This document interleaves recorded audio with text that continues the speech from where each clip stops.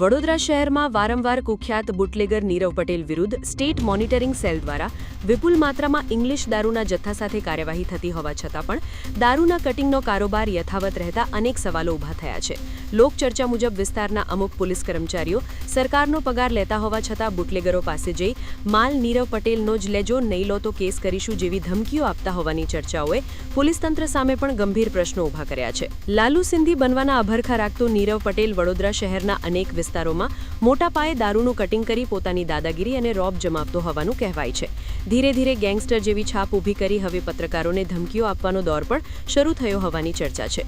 અમુક પોલીસ અધિકારીઓ સાથે વધતી ઉઠક બેઠક અને સાહેબોની સેવાના કારણે તેની હિંમત દિવસે ને દિવસે વધી રહી હોવાનું ચર્ચાઈ રહ્યું છે.